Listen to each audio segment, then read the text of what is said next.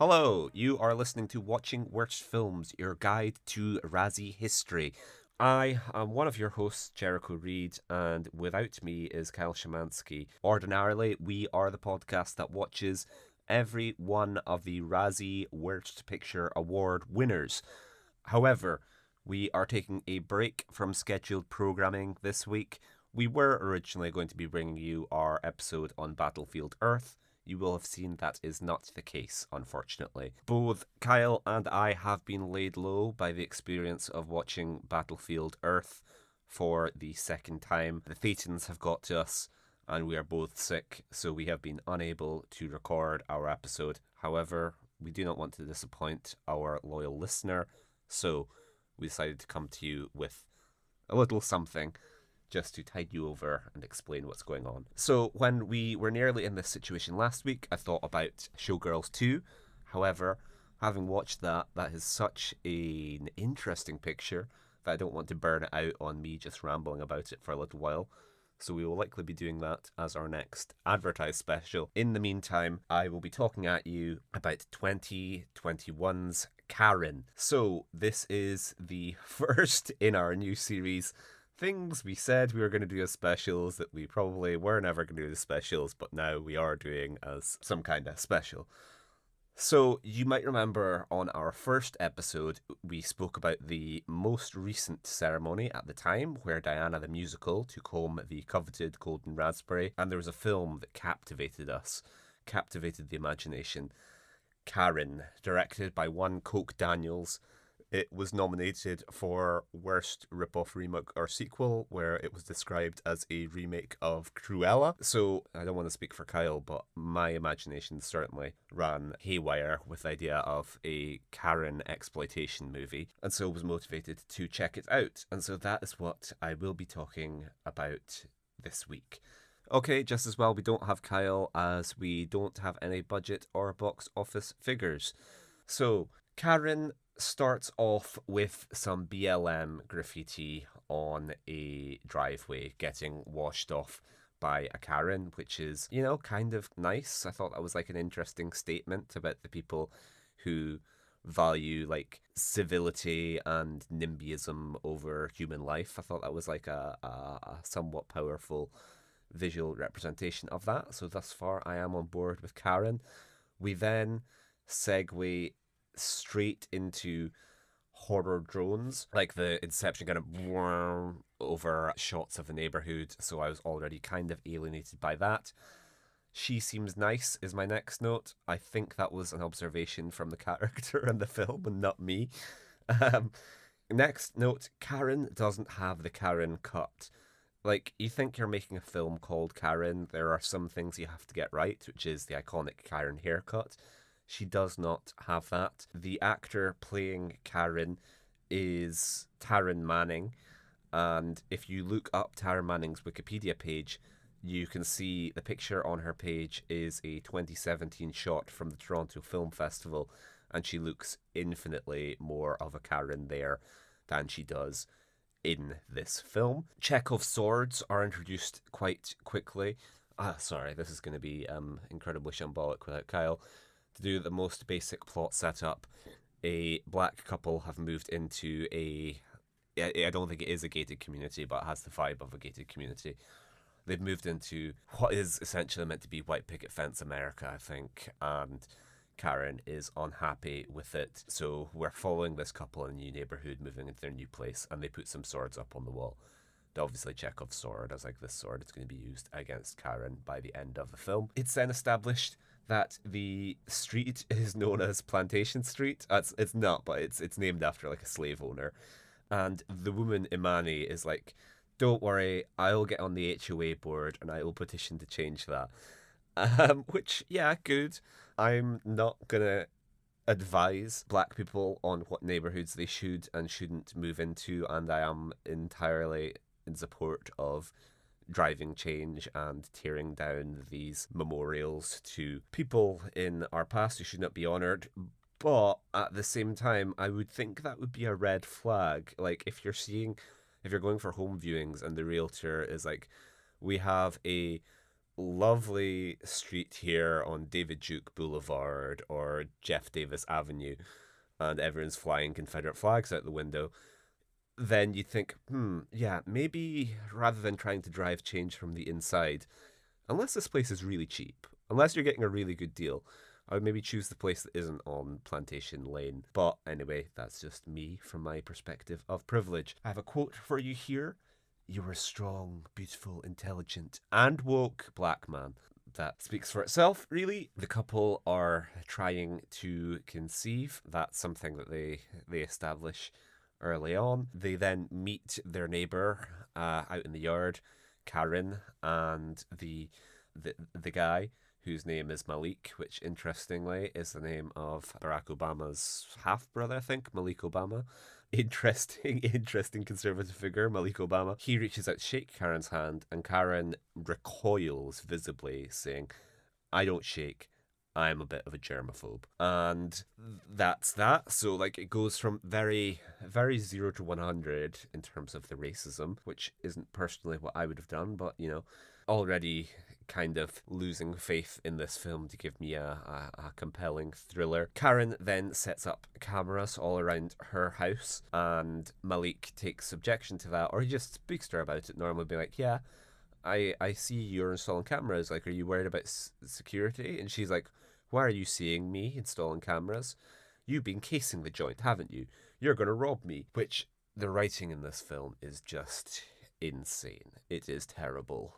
Yeah, it's like, it's not good. The Karen is just like unbelievable. When, like, I don't know, I guess what you're going to learn over the course of this episode is further illustration of Jericho going into every bad movie with a set idea of what it should be and what the version I would like to see is, and then being disappointed when, hey, this thing which is notoriously regarded as a bad movie is bad. But, like, I think it's an interesting concept. You can make a good Cape Fear about Karens and about that sort of weird figure in middle America, but this just isn't providing the subtlety. Surprisingly, Razzie nominee Karen is not providing the subtlety which I desired and which I should look to someone like Jordan Peele for, I guess. Karen then gives Malik a dressing down for not picking his trash can off the road like the second that the trucks take it away, which is just insane to me. I mean, I'm assuming this is just something which is invented for a terrible movie and isn't an actual policy, because she's like, oh, you know, like the HOA rules state that you have to take your trash away the second it's collected. Which, yeah, that has to be something for this movie. Listeners, let me know if I'm wrong, but, like, it just seems wild that, like, because what are you supposed to be doing? Just waiting by the side of the road until a garbage man comes and takes it and you wheel inside? Why even have garbage men at that point? Just, like,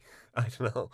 And, like, obviously, if he was around to be doing that, she'd be like, oh, typical black man, unemployed. What's he doing at home at 10:30 a.m. on a Monday morning? Karen then goes out to lunch with one of her friends who's also a Karen. She tells him about the new neighbours. New neighbours asks how they are, and Karen, first thing she says is, they're black.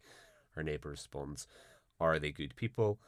Karen is like, they did leave their trash on the curb, which I kind of liked, you know? Like, I think this is interesting in that, like, it seemed authentic to a type of individual I know, of people who just have nothing better than to watch and gossip about others. The idea of new neighbours leaving their trash cans out for half an hour too long did seem kind of authentic, if not to America, certainly to Britain. I know all sorts of people who have nothing going on in their lives beyond the idea of what their neighbours could possibly be doing. Karen's nice, relaxing dinner with her fellow Karen, however, is interrupted by two black men talking too loud. Karen goes over and confronts them, and I was just writing down, this is inauthentic. A real Karen would have gone through the manager, and she says, if you don't comply, I'll talk to the manager. Which, nice, I guess. But, like, I think that's the whole Karen stereotype, isn't it? Is, like, Karens love authority. To me, the interesting thing about Karen is it's, like, people without any real power just using the structures in place, whether that be, like, racial privilege, whether that be the presence of a manager, whether that be just, I don't know, race or middle classness, I don't know. that's when Karens are at their most interesting, I think, is it's like people with the most pathetic grievances just, I don't know, having like massive control freakery and attempting to use what meager power and authority they have to run amok. And so I just would have liked to have seen more talking to the manager scenes. The fellow Karen says, "Do you want me to take care of them?" Which, I don't know, implies the existence of a league of Karens, like a mob of Karens. That might have been interesting if it was like a Tony Soprano-esque Stepford Wives gang of Karens. At this point, I'll just shout out, the movie looks terrible. The lighting is awful. Like, the Karen that she's talking to in the reverse shot for her, it's not good. She's underlit, and this movie looks incredibly cheap. We don't have a budget figure, so I can't really say, but like, my impression is it might have cost more than it looks like, because these aren't complete, like, non-entity actors. It's not Clerks. Karen then catches Malik hotboxing his car, and she says, "Oh, I see you're smoking the weed, aren't you? Your wife doesn't notice?" And then Karen just has like a wildly racist monologue. I didn't write it down, but she's like speaking about like, "Oh, you people like infiltrating our communities," and like she's essentially using like, I don't know, Birth of a Nation type rhetoric of just like invading hordes. Yeah, already it's like wild how racist Karen is, so I'm kind of dreading how much further they can take it. Malik then goes inside and speaks to his wife Imani, and she says, "What? Karen is a Karen? This sounds like something out of SNL." And Malik responds, "I don't know, it's more like Black Mirror." And this is just where I wish I had Kyle to discuss the SNL sketch in which a Karen is a Karen and what season that would fit in on. A little bit later, Karen gives, it's so easy to remember characters' names when the title of the movie is the character's name. We should do more movies like this. So Karen gives Imani a dressing down for not having blinds up because she says that she's performing a strip tease, hey ho, for her son. And Karen ends it with like, could be a little traumatizing for a 17-year-old, which is just a great gag, I think. And then she goes back, and we get Malik's response. Imani shouted him out earlier for being a beautiful, strong, intelligent, woke black man, and he says to her, "Have I ever told you how lucky I am to have you in my life? You're beautiful, intelligent, sexy, college educated, socially aware, and on top of that, a strong, beautiful black woman." So we are to infer from this that Imani is not woke, and that like college educated. It's like, oh yeah, baby, you're MBA. That's really, really why I'm with you. You're of so much more worth than you would be if you had not completed a 4-year college degree. Malik then goes outside and encounters Karen again. She's putting antifreeze in her car or something. She's like, "Could you give me a hand?" Oh yeah, that's what it is. Malik had been playing basketball with her son, and he's kind of like, "Oh, like I love basketball, like I love the Lakers, and don't tell my mom, but I actually like rap music." And then his son runs off, whatever, and Malik gets stuck doing the antifreeze. And while he's pouring the antifreeze, Karen touches his hand. So she goes from being a germaphobe to like this awkward flirtation. And I say awkward because it is the most ridiculous thing ever, where like Malik's hand just kind of like vibrates as Karen's hand slides down and touches his. And he just like slowly shakes it, spilling antifreeze all over himself. Like, there is a version of that scene which you can make work, but it was just so poorly choreographed. And then they have that porno moment of, "Oh no, you need to change your shirt, come on indoors and I'll help you get cleaned up." And I was just rolling my eyes at the plot contrivance going on here until I was like, hang on, like they're next door neighbours. Why doesn't he just go home to his own house and get a new shirt? But he wanders through her house, and that's where he finds the creepy like surveillance room and like Confederate flag soap dish or something. I can't remember. Anyway, then Karen wrangles herself an invitation to Malik and Imani's party, which was really just a friends and family gathering, but neighbours were basically like friends. And so she goes to the party. She's like, "Oh, Imani, it's a lovely name. Where does it come from?" And Imani's like, "Oh, it's Swahili." And Karen has her MCU soy moment of Swahwachi, which, I don't know, maybe this might be a British thing, but any boomer, any Karen type would be so familiar with Swahili because that's just a thing that people of that generation love to say is like, oh, am I speaking Swahili here?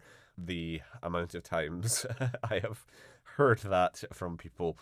Speaking of Karen linguistics, she says awesome sauce at one point, which is kind of nice. I guess it's more like millennial than Karen, but like, oh yeah, the idea of like it's just a nice ear for dialogue, I guess, of like cringe millennial terms. Like, I was just waiting for Karen to speak about her hecking puppers and to be like, yeah, using all that kind of cringe dialogue. But yeah, so it's maybe not like I wouldn't necessarily associate it with a Karen, but nevertheless, it's something. She then compliments Imani on their nice black swords.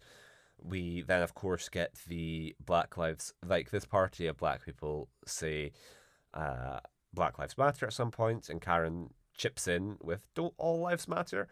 And I'm going to shout the film out here because I kind of liked what it did with like, it has the whip pan round to Karen saying All Lives Matter. And it was kind of nice to have that, like, I think the camera work was serving the ideas at play there. But like everything in this film is kind of run into the ground or has all the subtlety of a sledgehammer as it just keeps doing the whip pan and it gets really boring by like the fourth time it's gone back and forth. Karen basically gets thrown out of the party and she says, oh, I thought we were going to play games, which just conjured up like a fantastic scene that I would have liked to see Karen playing Cards Against Humanity, because anyone who I've spoken to for any length of time will know that I utterly despise Cards Against Humanity, and I just like the idea of Karen playing that and just playing all of the most racist cards while everyone else is an awkward bystander. So this is where I think I was getting bored with the movie, and so I looked up the IMDb trivia. There's not much, but it says that the title role was written with Candace Cameron Bure in mind. Bure turned down the part due to scheduling conflicts, though she was allegedly flattered. Tara Manning was eventually cast and earned a Razzie nomination for her performance. And on my way to look it up, I was like, haha, Candace Cameron Bure. It would be funny if she was related to Kirk Cameron. And when I brought her up on the IMDb, I saw known for Full House. And I was like, no, surely not. Surely not. And yes, Candace Cameron Bure is the sister of Kirk Cameron. Fantastic. How brilliant that would have been if Kirk Cameron's sister played the Karen and then get Kirk on board. Like, I can't remember who played Kirk's wife in... Oh, I think it's Kirk's other sister plays Darren Doan's wife in Saving Christmas. So I like to think that you could have just got all the cast of Saving Christmas involved in Karen. There would have been a role for Kirk for sure. He could have played the racist cop maybe. But the filmography of Candace Cameron Bure makes her quite interesting reading because she has an incredibly lengthy filmography, 90% of them being films about Christmas. I had no idea that they had made this many films about Christmas, despite living in Vancouver where they are shooting Hallmark movies about Christmas year round. I was unaware there were so many. And Christmas, the noun of Christmas, just used with no regard for English language conventions. Christmas just inserted into every possible phrase and used like as both adjective, both verb, just without any regard for syntax. Knock knock, who's there? Christmas. I know what you did last Christmas. If you go down to the woods today, you're in for a big Christmas. It's truly interesting reading. If you have a spare 5 minutes, I would recommend just checking out those list of titles. Karen, I can't remember exactly what happens, but Karen at some point experiences consequences for her actions. And that was where I was like, okay, I guess we're just watching a fantasy now in which a Karen's friends call her out for being racist and she's kind of shunned by society. Next note, on the soundtrack, they have CeeLo Green. And I was like, that's interesting. This film seemed too cheap to be able to afford CeeLo Green. But this is post his sexual assault allegations, which got him canned from the Hotel Transylvania franchise and replaced by Keegan Michael Key. So I don't know, I guess maybe after that scandal he has lowered his licensing rates. There's then some stuff about like Karen's brother being a member of the police, and they speak about a racist brotherhood within the police as opposed to the police itself being a racist brotherhood. So yeah, Imani had previously wanted to leave and just sell the house and find somewhere else. And then she has a confrontation with Karen, who's like, you're just not cut out for this neighborhood. And she then has her Leo moment where she's like, we're not fucking leaving. And they hire a lawyer. This is where I was really disappointed because I was like, I do not want to watch a courtroom legal drama. I came here for violence. We do learn that Karen's husband was killed by a black vigilante. That's why she's racist, and I'm not going to delve into that at all. Karen then, it becomes the kind of home invasion, violence, exploitation film that I wanted ever so briefly when Karen invades Imani's house with a gun and tries to kill her. And she says, like, oh, you just brought a sword to a gunfight, because Imani has the sword, obviously, Chekhov's sword. And they fight, and then she gets killed. And I was really hoping that Imani would have some Arnie-esque zinger, but she doesn't. She just says, I told you we weren't going anywhere, bitch. Which is a pretty anticlimactic parting line. And then we get the shittiest speech imaginable from the lawyer. I think he's not a politician. And a guy is playing a mournful version of, I think, the Star Spangled Banner. It certainly sounds like it in parts on the trumpet. While this lawyer is giving a speech, like a kind of address. And I was like, there is zero recorded history of anyone ever giving a speech accompanied by a jazz soundtrack. Like, he's not at a slam poetry evening. So we then get like a rather confused ending to the film. Like, you get like shots of like, I think real black people, like kind of looking at the camera, and you then get like the montage of the movie showing that things are getting better. The Plantation Avenue sign is removed from their neighborhood and it's replaced with a sign that just says John Lewis, not like John Lewis Street, just John Lewis. Where do you live? Oh, I'm at 105 John Lewis. And then we get the Bond credits. So once again, it would have been good to have Kyle here because we get like a kind of silhouette. Like we get the teenage boy, the 17-year-old boy's strip tease as a woman in silhouette dances in front of like a red background. And there you go, listeners. That is a quick summary of Karen. So interestingly, part of the fascination with Karen, at least for me initially, was that Coke Daniels, I think, was black on Wikipedia, wasn't hyperlinked, did not have a Wikipedia page. And so we didn't know anything about Coke other than their first name. However, Coke has since gained a Wikipedia page where we can see that their name is Damon Coke Daniels, who is an American film director, screenwriter, and film producer. He then says he wrote and co-produced the 2004 Miramax film My Baby's Daddy, which is a Cheryl Dunye film.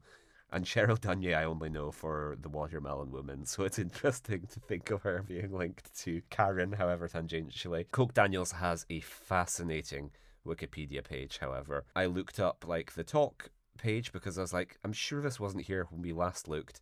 And indeed, there was like a big heated discussion about whether he deserved to have a Wikipedia page, whether he was notable enough. But his list of features, interesting reading. The one I'll shout out is the film Holly Won't, which was apparently retitled as Comedy of Errors. So congratulations, Coke. You have at least made it now. Maybe it was the Razzie recognition that was taken as the, like, you know what? No. This isn't just a nobody. This is a Razzie nominee, and they deserve the respect of a Wikipedia page. So, the Razzie worthiness of this film. Yeah, this is like open and shut. Quite a Razzie worthy film. Nominated for Worst Picture, of course. 2021 was a bit of a weak year because it was dealing with the wake of the pandemic, and so many of these films didn't see like full cinematic releases. But yeah, it's certainly worthy for inclusion. Coke Daniels was nominated for Worst Director. Yeah, certainly well earned. Tara Manning was nominated for Karen as Karen Drexler. Yeah, that's certainly well deserved. Mr. Razzie was on double duty as he also nominated her for Worst Supporting Actress in every last one of them as Maggie. Karen was also nominated for Worst Remake, Ripoff, or Sequel as an inadvertent remake of Cruella. And we kind of spoke about that without having seen it.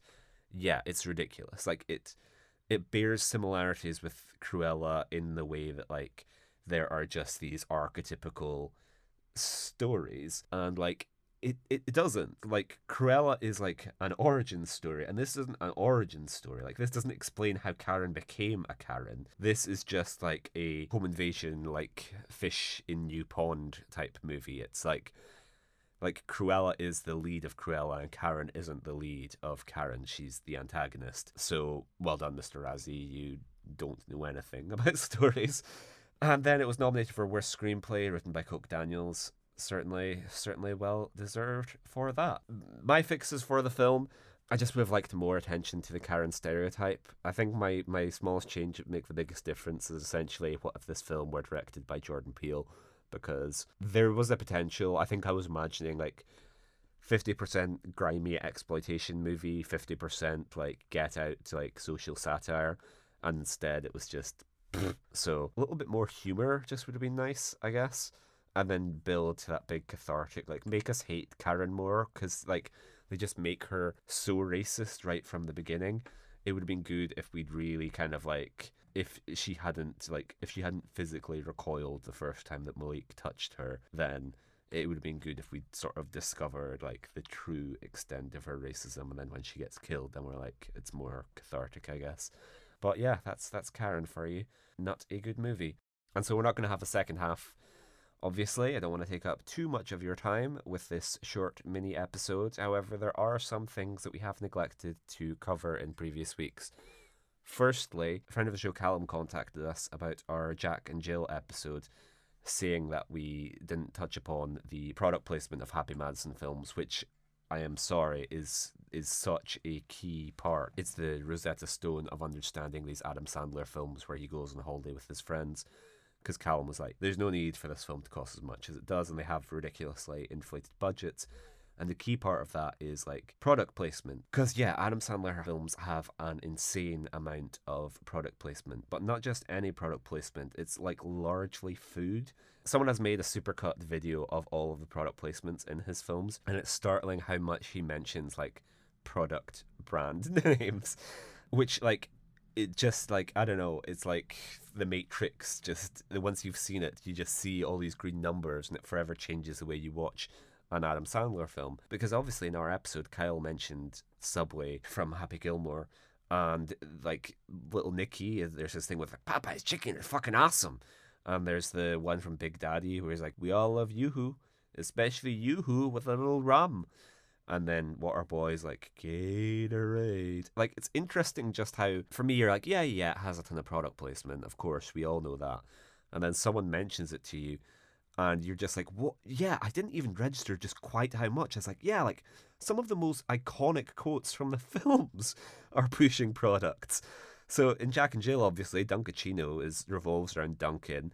Like, I'm sure, like, Frito-Lay or something gets mentioned at the Gardeners family get-together. I'm sure there's something about, like, Jill's breakfast or something. There's, of course, Jared Fogle having a cameo.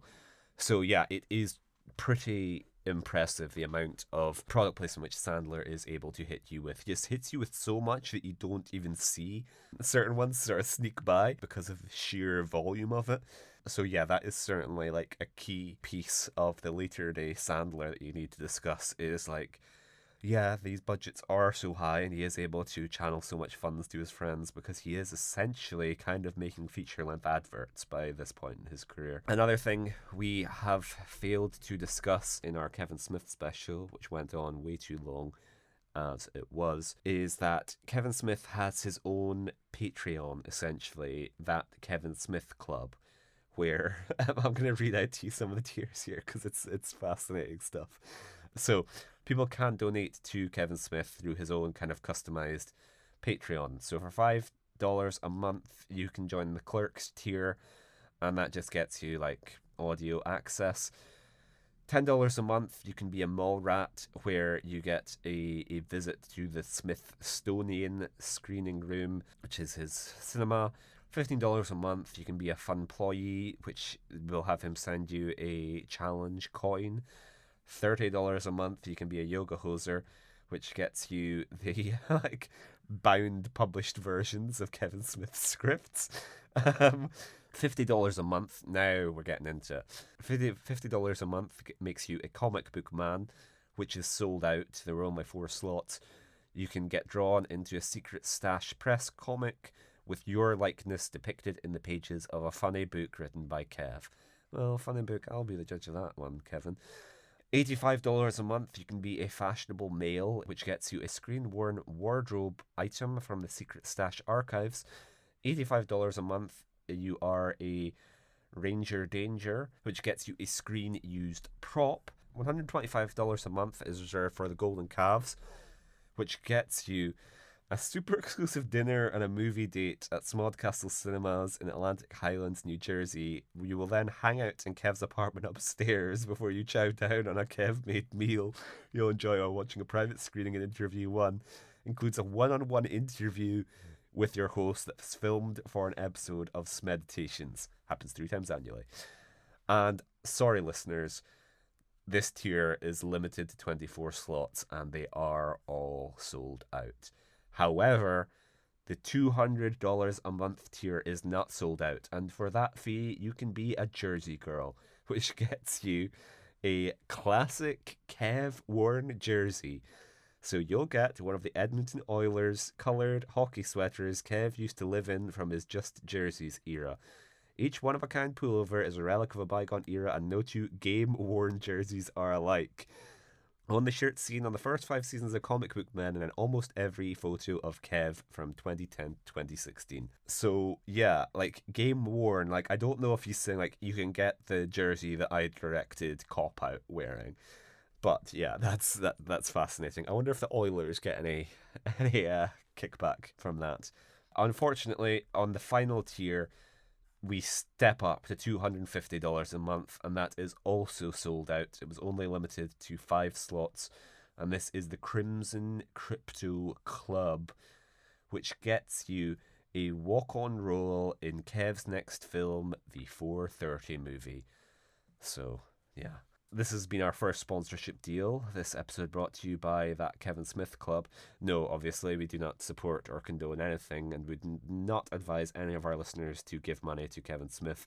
But someone mentioned this to me, and I was like, we need to discuss this, because it's quite funny to imagine that there are 5 people out there who are giving Kevin Smith $250 a month. So that's what, $3,000 a year? $3,000 a year to be in one of his films. Like, not only are you not you're an extra in a Kevin Smith movie, and not only are you not getting paid, you're also paying for the privilege. Eesh. But if anyone wants to buy Kyle and us that as a joke, then we will happily be a part of the 4:30 movie. Okay, that concludes what has been a rather odd episode. If you would like to get in touch with us, then you can email us at watchingworstfilms@gmail.com. You can follow us on social media where we are Watching Worst. And you can join us next week when, Xenu willing, normal order will have resumed and we will be bringing you our episode on Battlefield Earth. See you then.